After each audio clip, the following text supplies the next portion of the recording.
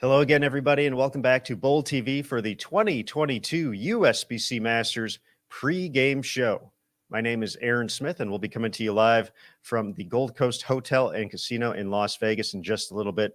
The Masters stepladder finals will be taking place at 1 p.m. Eastern, which is less than 1 hour away. And we're going to head over to Gold Coast in just a minute, join Jason Thomas to talk about the show upcoming on Fox. Dave Ryan, Randy Peterson, Kimberly Pressler will be on the call for the show, the 2-hour finale, the fifth major of the PBA Tour season.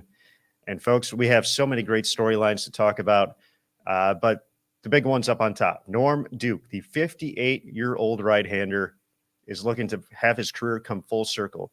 Way back in 1983, a year before I was born, Norm went out and won a title at 18 years old, become the youngest player ever to win a PBA Tour event.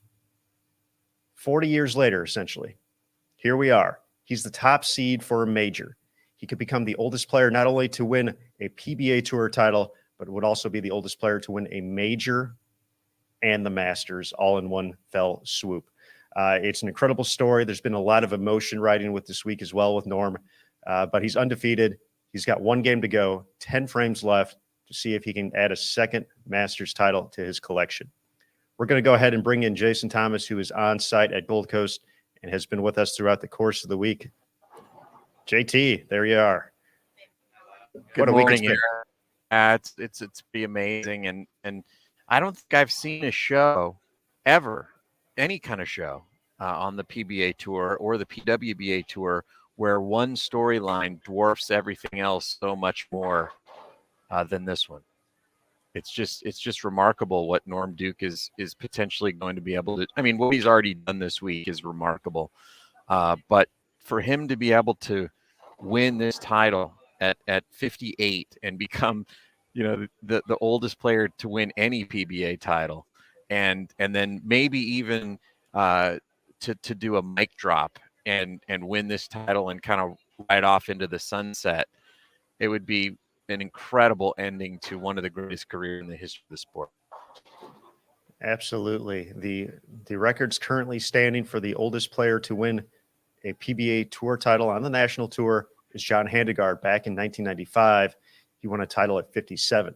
On the major side of things, Ernie Schlegel, 1996 Masters at 53 years old, covered both the major and the Masters.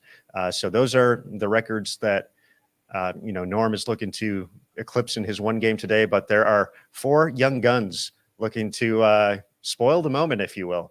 Obviously, the respect is out of control for Norm from all the competitors. We saw it right after he locked up the top seed, just the players in the field coming over, congratulating him, showing the love, big hugs all around. Very emotional just to watch that. But Norm is, he has a tall task in front of him. The rest of the show, the number 2 seed, Anthony Simonson, looking for his 4th major. He became the youngest player ever to win a major when he won this event in 2016 in Indianapolis at 19 years old and 39 days. Always know the 39 days. The number 3 seed, the young upstart, the YouTube sensation, Brad Miller. Brad was fighting throughout the course of the week to get through matches, was able to get the job done with a big final game in the 4-for-3 match last night to secure his spot as the number 3 seed. So he's out of the first show. He will take on the winner of A.J. Johnson versus Sean Maldonado. For A.J., a chance at redemption here at the Masters. He was the runner-up as the top seed back in 2015 when he was a senior in college, before he even came out on the tour. A.J. earned the top seed, ended up losing to Belmo in 2015. Sean Maldonado, 2 titles in 2021, still looking for that first major, but he's been one of the most consistent players out on tour over the past couple of years, and those are the 4 individuals looking to make a run at this title, the $100,000 top prize. It seems like we haven't talked about that much just because of the Norm storyline has kind of taken over in the past 24 hours, but $100,000 to the champion, the major title, so much at stake. Absolutely. And there are some great storylines other than Norm Duke, Aaron, as you mentioned. I think for me, the most interesting one is A.J. Johnson. He's, as you mentioned, made this show in 2015 as a college student. So you would have assumed by now, 7 years later, he'd have a bunch of titles under his belt. And he's had a really good career. He's made a lot of money. He's made a lot of shows, but he still has not won that first title.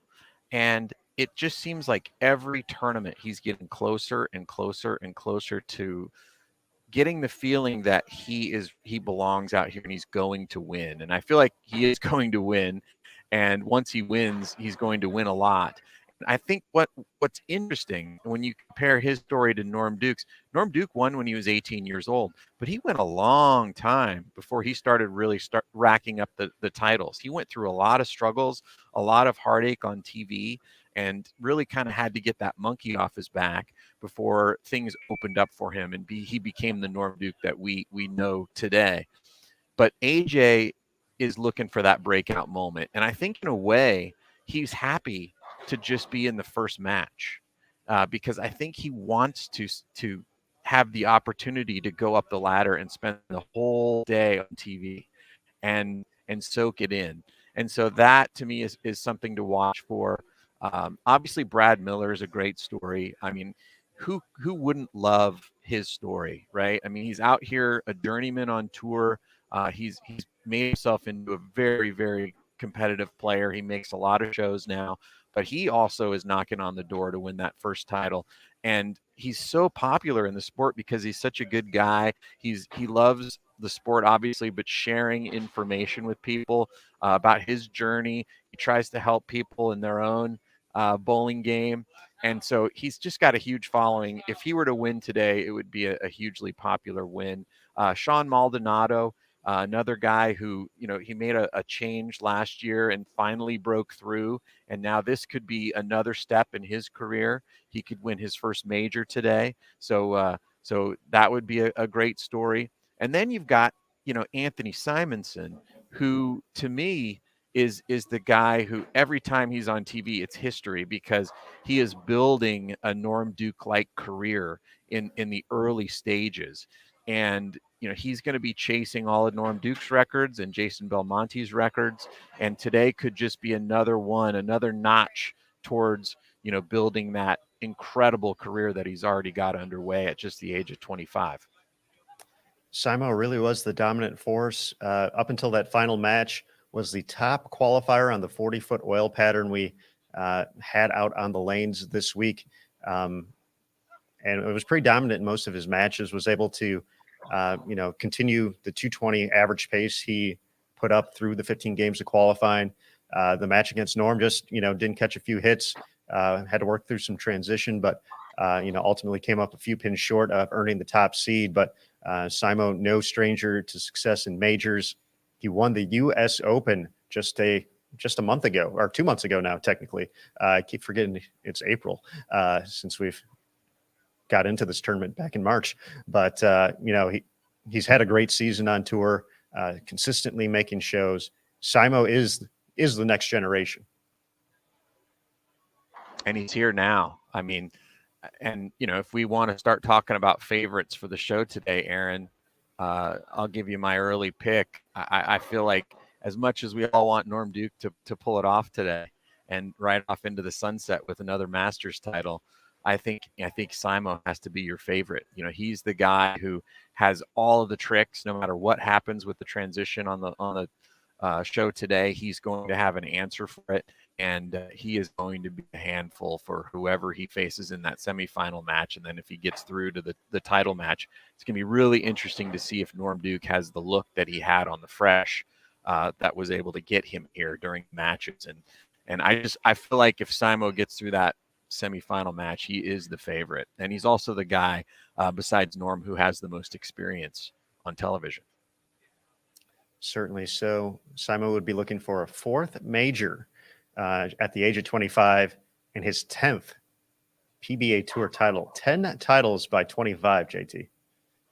Yeah, no, I mean, we bring it up on Bowl TV a lot. We ask the folks in our chat, do you think Simo is going to eclipse the records that Jason Belmonte has accumulated? And it's really hard to think with as many majors as Jason Belmonte has won and how far he's stretched that record out. It's really remarkable if you think about it. And he's still trying to push it even further. But I think one of the reasons why he's trying to push it further is he knows he's got this young guy, Anthony Simonson, who's gunning for his records. And I think it's very similar to what we saw in tennis, where for decades, the number was at 14, and Pete Sampras finally got over that hump. And then all of a sudden you had these three guys who just pushed it out to another level. And I think that's what we're seeing here with Simo, with Tackett, and then Belmo, of course, leading the way and trying to push that record out as far as he can get it. But Simo, a win today, he gets a little bit closer. And it's just really remarkable what he's been able to do in the span of 7 years on tour, which is pretty crazy if you think about it. I still remember the days when we brought him over to the campus at the ITRC. He was a 13-year-old and he was just ready to take on everybody. So, I mean, it's just amazing to see him develop and where he is now. But I think he's also the most impressive physically out of any player on tour because he can just do it all. You mentioned Belmo and EJ. They just missed a run at the 4-for-3 match, finishing, I believe, tied for 7th overall. I want to give a quick shout out as well to Brent Boho. He was a player who was eliminated in the final match of the elimination bracket.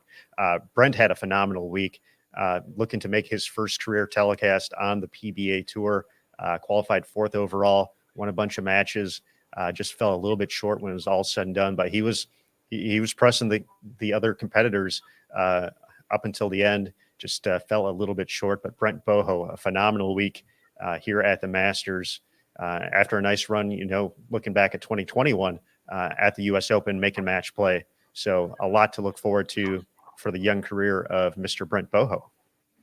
Yeah, I love his story this week because it really represents what this tournament's about.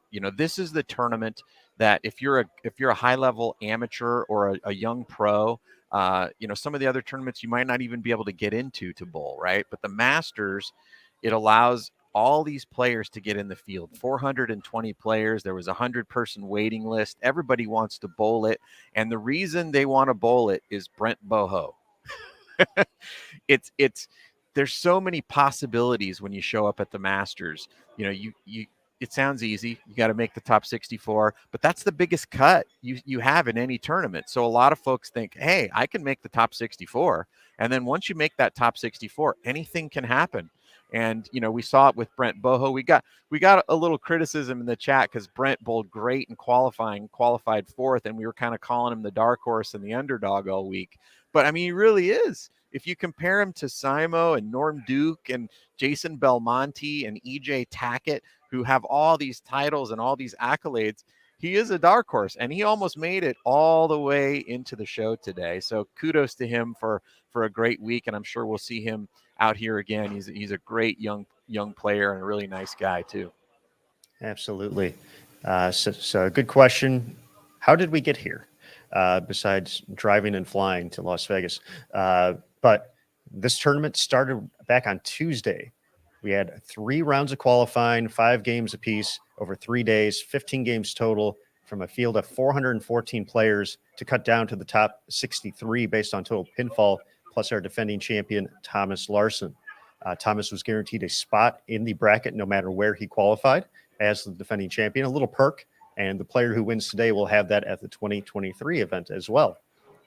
After we cut to the top 64 for the bracket, double elimination, 3-game total pinfall matches across the board to get there. So a lot of bowling for a lot of these competitors.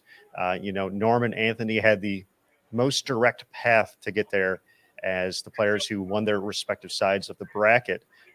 So they each bowled 6 matches, 18 games to make it to that, not counting the 15 games we bowled before that, all the warm-up. So a lot of games, a lot of bowling, of course. A little bit longer path for Brad Miller, AJ Johnson, and Sean Maldonado to make the show. But really a test of attrition throughout the course of the week. Not only the demanding lane pattern, which we saw just seemed to get a little tougher and tougher as the competition continued on, but to beat the best players in the world head-to-head time and time again to get there is makes for a long, exhausting week. It does. Aaron, two things in those comments that you just made, I think that stand out. One is you mentioned the number of games. If you just look at the number of games that you have to bowl to get here, it's not really that many, right? I mean, compared to the U.S. Open, it's not as brutal. But the pressure and the stress of those games wears on you. I mean, AJ Johnson, I talked to him after he qualified for the show, and he was happy, right? He was happy he made it, but so relieved that it was over. He had so many stressful moments where he had to throw a double or a six bagger to get himself back in the match. And just it kind of reminds me of the Indiana Jones quote, it's not the years, it's the miles, right? It's just, and then the pattern, you mentioned the pattern. It's so brutal. I mean, I had dinner with Jason Belmonte going in before the last day yesterday. And he just said, mate, they're just so hard. I don't even know how I'm here still. I lost my first match and I've never had a good look all day, but somehow I was able to cobble together some wins and survive. And really that's what it's about. It's about survival. And this pattern has been so interesting because it allows so many different styles to have a chance. But man, they are tough. They are awfully tough. And it's going to be interesting to see on the show today how the players choose to play the pattern and what's really left by the time we get to that title match. And that could be very interesting to watch. JT, that was a low-key name drop for dinner right there. Well, you hang out in the same building, and every now and then you get lucky and you get to have dinner with somebody cool. So anyway. All right, folks, we're about less than 40 minutes away from the show starting. So with that, we've kind of broken down a couple storylines, but, getting back to Norm Duke and just kind of the emotion of this week, we've had a couple of opportunities to talk to him. Curtis Von Kruger did an excellent interview with him after the first day of match play was in the books. He went 3-0. It was just the epitome of a Norm Duke interview. If you've ever had the chance to talk to him, and kind of in that just candid sense, that's 100% what it was. It was just, it just made your heart full. Just listen to his excitement for the event, competing against these young guys and finding a way to pull out some big wins. When we talked to him yesterday, a little different on the tone, obviously the emotions of earning the top spot. We're going to play an interview for you that we did on Bowl TV with Norm just after he earned the top spot, literally minutes after he secured his spot on the Fox show for the top seed. And it's a very humbling discussion. JT, you did a great job with it. But let's go ahead and get that playing here. So folks, please enjoy. That was pretty awesome to watch. It wasn't very awesome to do, I'll tell you. I'm a nervous wreck. I can barely walk. I was shooting a 10 pin in the ninth, and it looked like a dime down there at 150 feet. I said, I couldn't make this 10 pin right now if you gave me a re-rack at it. And, when I saw it hit that pin, I thought, oh, my God, now I got a mark. Man, there's a lot. I know there's a lot going on. Very emotional. We talked to you yesterday. You said maybe if you won this tournament, it might be the mic drop. 41st title. Now you're the number one seed. Just talk a little bit about what you're feeling right now. I'm doing a live. Yeah, one of the difficult things in your life is to make a decision. As big as this one is for me. And, I could have made it 10 years ago and everybody would have said that the time had come. And then at 54, I win back to back. And at 55, people are going, the time has come. So it's such a roller coaster when half the time you play, you can't stand to stomach your performance because it's in comparison to a younger, more vibrant you. And then every once in a while, the hard and of course this tournament as well. I don't think I would have been even in Anthony Simonson's league had we been total pins the whole way. I don't know, but I'm sure he would have led the event. So this format certainly plays to my advantage in that regard, keeping me in it.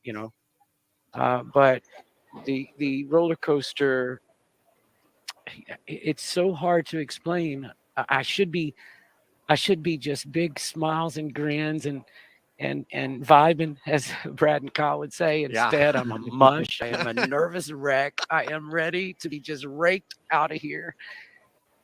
I want to say thank you to Storm and they're all their brands, Rotogrip and 900 Global. I tell you what, they've had a week. All of us have reached a little deeper this week just to try to show them the support that they deserve.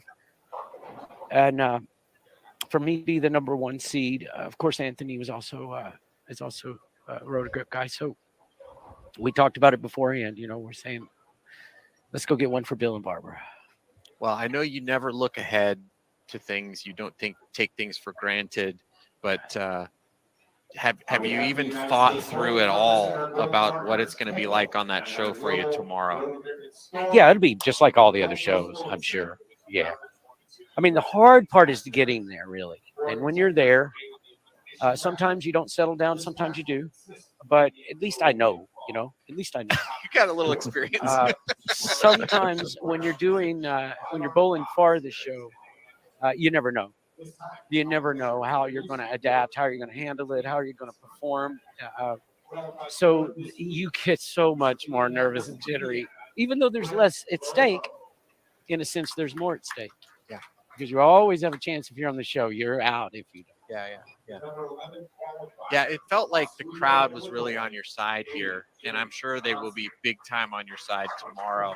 What is it like to have, all the folks chanting your name when you're coming down the stretch in a match like this that's just so hardly fought with somebody like Simo, who's now on top of the game?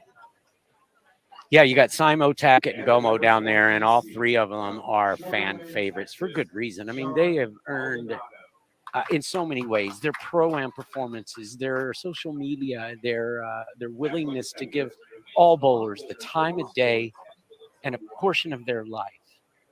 And I hope that they realize that through the years, I've done exactly that. And one of the reasons why I do have such a following is because I did that. I gave them the time of day. I looked them in the eye and I tried to remember people's names. And in this city right now, there's 30 people in the back just waiting on me to give me a hug because we know each other. We've gone to dinner this week, 3 or 4 families and I, and that I will miss. But the fact that I think I have one more game for the rest of my life, maybe I bowl more. I'm not retiring. Maybe I decide to bowl more. But right now, I would very much like to just bowl one more game and to do myself proud and then to thank the world of bowling. I think whatever happens tomorrow, you're going to get that chance. But great bowling today. It was a pleasure to watch. Thank you to all those out there that love the sport. Thank you. All right, Norm, we're going to let you enjoy the moment here. And we look forward to watching you bowl tomorrow on Fox, and good luck. Thank you. I need it, and I'm going to take that luck. All right, buddy. Thank you so very much. Yep. Well, folks, how can you not get romantic about bowling after that? That was just a testament to the amazing career of Norm Duke, not only as a competitor on the lanes, but as a person. Yeah, I was really glad and thankful, Aaron, A, to get to do the interview, but B, that you didn't put the camera on me while I was doing it, because I was getting teared up. It was hard to keep it together, doing the interview and then just watching it back there. I mean, how can you not want that guy to win today? It's just, I mean, everything that he's done for the sport. I related a story earlier this week where he was about to bowl the last round of qualifying, and he needed a big block that last day to get into the top 64. And so he was prepping, he was doing his prep before the round started, and a man came up to him and said, "Norm, I just want to shake your hand. I bowled a pro-am with you in Texas 30 years ago. And I'm sure you don't remember me." And he said, "You know what, Roger, I do remember you. It was at Forum Bowl, and we did this and did that and had a good time." And the guy was like, "Oh my God, I can't believe you remember me." And I mean, to me, that's the way you're supposed to be as a professional. And he alluded to it in his interview where, he said, guys like Jason now and Simo and EJ are taking on that mantle and doing it. And then we saw it after Jason lost his match to get into the 4-for-3, Jason Belmonte. And he literally had a line of people waiting to get an autograph and a selfie with him. And he did every single one with a smile right after losing. He wanted to win his 5th Masters really bad. He talked about it all week long. Obviously had a lot of disappointment there, not being able to get it done. But man, he signed every autograph and did every selfie with a smile, for an hour after he had just had this tough loss. And I think a lot of the reason he did that is because of Norm Duke. Norm Duke is the one who sets the standard out here for how to be a professional. And I think there's a lot to learn from him if you're a professional bowler, but he's just such a pleasure to be around. And how can you just not root for him today? It's going to be hard to watch. I mean, you don't, as an objective journalist as we are in covering these sports, you don't like to show favoritism towards one or the other, but man, I want Norm to win today. I think you're not the only one, JT. I think we will be hearing quite a few calls for Duke.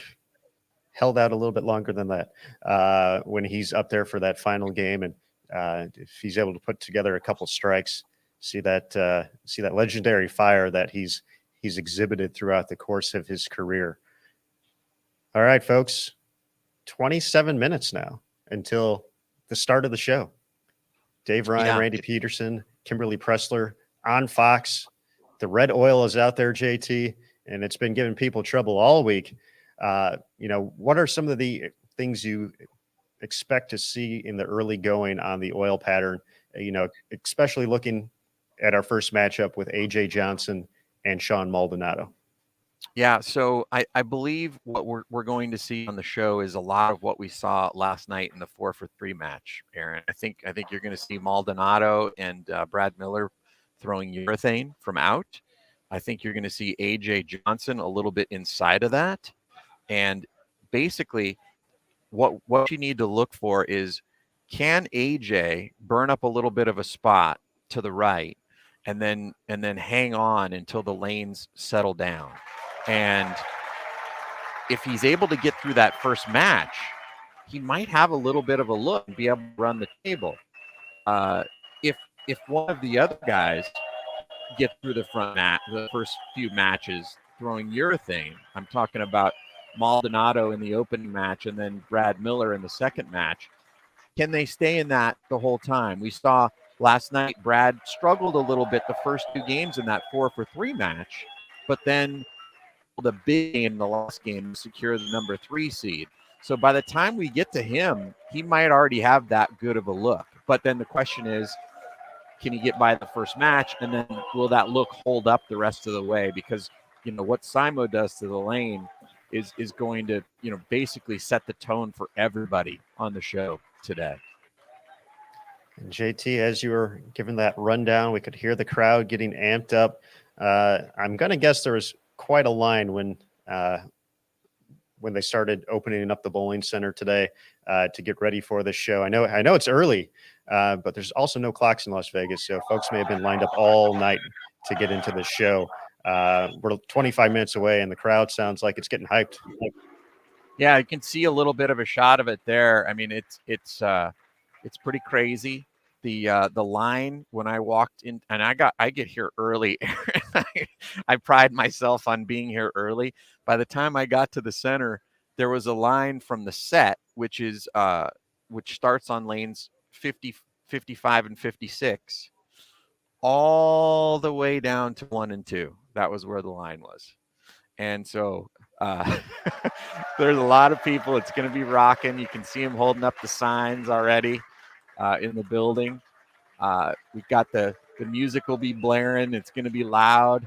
And a lot of people are going to be chanting Duke. I think we actually saw him walk by there real quick onto the set. So the players do have the opportunity.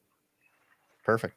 The players do have the opportunity to warm up on pairs outside of the pairs being used for the TV show throughout the course of the entire event and before the event, but all competitors do get an opportunity to get onto the lanes for a couple of shots prior to the start of the show.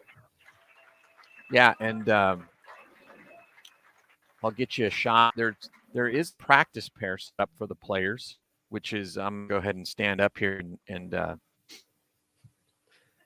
get you a shot of that. But it's about 10 lanes away from the set, and the guys are all out there right now throwing practice shots. If you want to, yep, we're on here right now for you guys. There's Simo.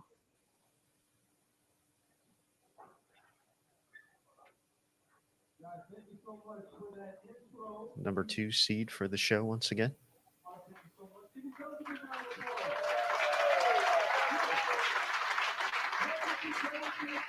It's got the red oil out there on the lanes. I don't think it's going to help them figure out any new strategies, Aaron, on how to tackle this 40-foot oil pattern.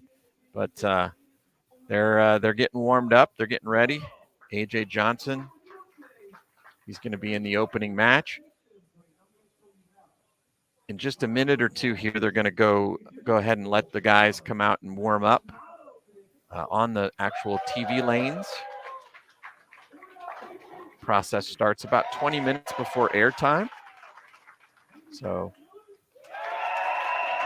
it's a little different from the US Open, Aaron, where the players don't get as much practice on the TV pair. Correct. Yep. Yeah. So you might see a little bit more transition on this show than what you see at the US Open. And if you remember the US Open show, there was a heck of a lot of transition by the end of that show. And Anthony Simonson ended up being the one who was able to tame it. And EJ Tackett had a real hard time on that show trying to figure out what to do. And so that'll be something to watch for. And the question is, because of the contrast in styles of the players, Norm Duke obviously was the best in the field on the fresh. But by the time we get to his match, they're not going to be fresh anymore. So will his look still be there, or will he have to do something that he maybe wasn't as comfortable with doing all week in order to pull out title number 41?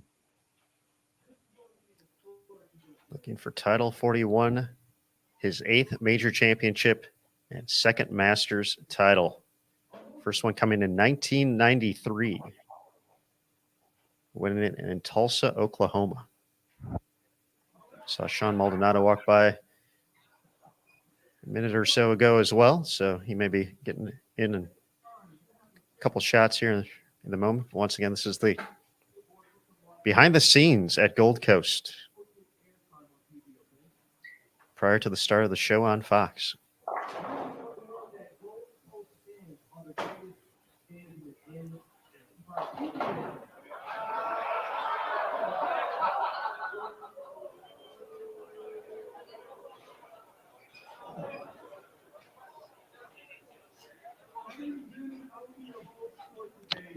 There's Damon Sirocco, tournament director, going down to give the players some instructions. Norm Duke, there you see. There's the man right there.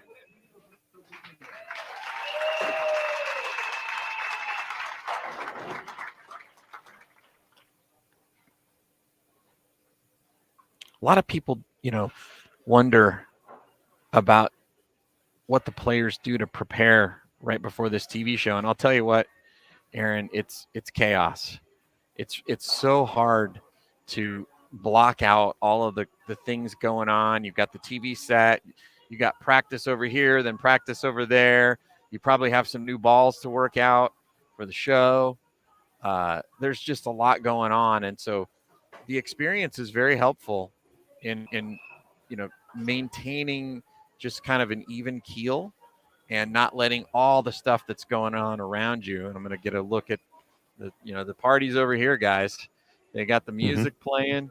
People are going in with their coffee, playing Michael Jackson. Let's go. It's getting real. It will be real in 19 minutes now, folks. Till it's time for the show. Sean Ryan showing us an Aberlon pad saying no pictures, please. Good old Sean. There's the entrance to the set right there. And then there is the crowd. Got a couple hundred folks in here ready to watch history. No matter what happens today, history will be made. All right, we'll see if we can get one more shot with that in a little bit. We'll bring it back to us, though, JT. See, I told you we'd bring it back to us. All right. So, folks, we're 18 minutes out now. This show is happening. The Masters. It's here. A long week to get here. Top 5 players. And JT, you know, as we get toward the end of this pregame show, we do have to have some predictions out in the world there. So first and foremost, for all the folks watching on Bolt TV, on Facebook, on YouTube, let us know in the comments who is going to win the $100,000 top prize, the major championship, and claim the Masters title here in 2022. But JT, I think you kind of alluded to a favorite, but let us know how you think the show is going to go down. Match by match. Here's what I think. I think as much as I talked about AJ Johnson and wanting to be on the show for 4 games, I just think his look is not going to be good enough to start. You know, I think Maldonado's going to throw urethane, and he had a really good look against Belmo with it. He had a really good look in the first game of the 4-for-3 match with it. And I feel like he's going to get through that first match. And then the question's going to be, are they looking like they looked in game 3 of that 4-for-3 match for Brett Miller? Because if they are, I think he gets through that second match. He beat Maldonado. Then you've got the semifinal. And I think no matter who gets to that one, Simo's winning. I think he just has too many answers. He's looked so good all week. He led qualifying, and he's just dialed in right now, man. He's just so good. And so I think we're going to have a Simo Duke title match. And the question there is going to be, what does Norm Duke have? And you usually make your prediction based on ball reaction. But if there's somebody who can out bowl ball reaction, and who has 1 game left in him to just do what he needs to do, it is Norm Duke. And so as much as I want to say that Simo is the favorite, I feel like Norm Duke is going to find a way to ride off into the sunset today with his 41st title and the Masters and go out on top in a way that nobody really since Earl Anthony has gone out this way. The fact that I think I have 1 more game for the rest of my life is what Norm said during that interview yesterday. And, you know, there's going to be more events. You know, he's looking forward to the league. You know, there's certainly not the end of his bowling career in that sense, but, you know, maybe stepping away a little bit from the Young Guns tour, if you will, even though he dispatched of, you know, the next generation of players throughout his run to get to the top seed overall. But yeah, he mentioned in the Bowl TV interview we showed a little bit earlier, you know, the nerves of the show. He's not going to make it anything more than any other show. He's going to stick to his routine with that. But yeah, that was to me, Aaron, that was the most interesting part of the interview. Was he was emotional the whole interview. You know, tears in his eyes, every question. And then I asked him about the show, and he was all business. It's just going to be like any other show. and I think that's why he is who he is. That's why he's so great. He doesn't take things for granted. He's going to do everything he's always done on TV to prepare and to get himself in that mindset where all this chaos is going around him, but it's just tunnel vision, and he's able to just focus in on what he's trying to do. And so he's not going to give match away, right? He's going to do it like he's always done it. And I think even if he doesn't have the advantage in ball reaction, the moment is so big, and he understands so much about how to get the most out of what he has, that it's going to be really hard to beat him no matter what happens. Well said. Yeah, Norm referenced that the journey to get there, sometimes a little tougher along the way. And obviously with this event, having to get through those matches, certainly no easy task to get through with the best players in the world. But Norm certainly was businesslike in that manner. And at that time, talking about, being in the moment. So I'm sure it's been business as usual today for him. But if he is able to get through this and make this happen, I think that might be one of the most, I mean, if this happens today, JT, where does this rank on the all-time list of bowling moments? I feel this is, we're on the potential. We're 13 minutes out now of starting a show that 2 hours from now could have, one of the top moments that we'll be talking about, 30, 40, 50 years down the road. Absolutely. It's in the top 5. I mean, a lot of people don't know this story, but Earl Anthony, who a lot of folks consider to be the greatest bowler of all time, announced his retirement after winning Player of the Year for a 3rd consecutive season. And then he did retire. He did not bowl very much at all after he left the tour. And some folks said, hey, you should probably bowl the Masters. It's a great opportunity to be an ambassador and he was like, I don't know if I want to bowl the Masters. I love the tournament, but I haven't picked up a ball since I retired. And so he finally was convinced to come and bowl the event. He picked up a ball about a week before and threw some games just so that he could knock a little bit of the rust off. He made his way through qualifying. He said he didn't really bowl all that well. But then by the time the matches started, he was back to being Earl Anthony again and went through the bracket undefeated, won Masters, and said, okay, that's enough. I'm done. Mic drop. And so Norm Duke has the opportunity to really do kind of the same thing. And, this event shares a name with the golf Masters tournament. And there are so many great moments in that event. But I think out of all the moments that I remember watching that great golf tournament was the 86 Masters, where Jack Nicklaus, when he really had no business competing anymore, just captured lightning in a bottle and won his 6th green jacket. And so that's what we're seeing today.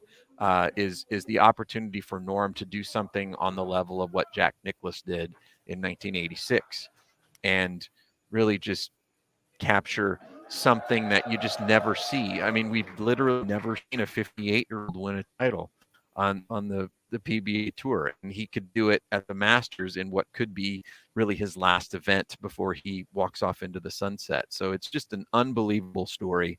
And if he does win, it's going to be hard to hold up that microphone and do that interview at the end, because we're all going to be so emotional with him. Absolutely, JT. And with that, folks, we're at 10 minutes, so we are going to start signing off to get ready for the show ourselves. JT on site at Gold Coast.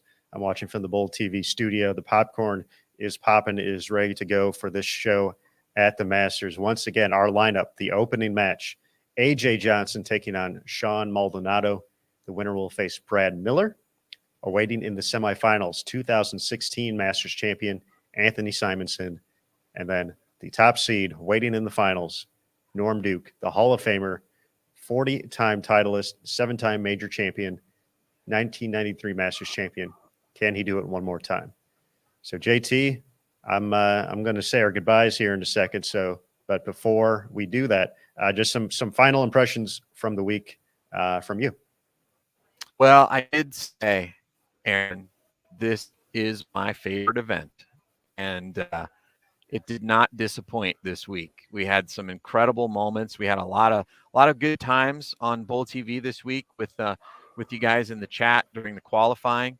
And then the matches did not disappoint. There were just so many great moments. I actually told AJ Johnson yesterday, once he came over and was happy and gave me a hug, I said, you had no business making that show. And I think at first he took the wrong way. He was like, what are you talking about? I bowled great. I was like, but you should have lost like 6 times, and you were able to pull out these wins with great shots on pairs that you had no look on.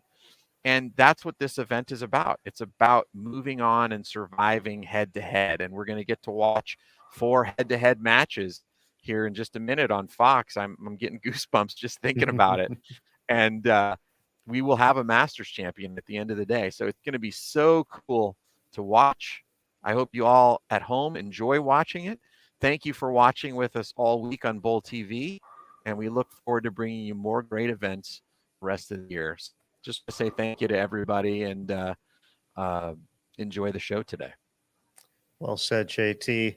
As we sign off, we do want to give a big thank you to USBC and the USBC Board of Directors, to Storm, Rotogrip, and 900 Global, our gold industry partners, Kegel, the official lane maintenance provider of USBC, the athletes at the Masters, for just the great week of competition, the accessibility throughout the week as well, talking to us on Bowl TV, offering a lot of great insight. And of course, all the folks who joined us on Bowl TV throughout the week. Love the interaction, love the good times. Sure, there were some rough ones along the way too, but we persevered. We're here and we're ready for the show on Fox. Big thank you to Gold Coast, our host venue this week, the staff on site at Gold Coast for taking care of the tournament, the support here from the International Bowling Campus, and of course for the Bowl TV team throughout the course of the week. A big thank you to Mike Flanagan for joining us a couple of nights from Inside Bowling, Curtis Von Kruger, Emil Williams Jr., Jason Thomas. I'm Aaron Smith. We're signing off from the Masters. It's time to head over to Fox, folks. It is time for the show. So enjoy. We're going to have a Masters champion. And remember, on Bowl TV, bowling lives here.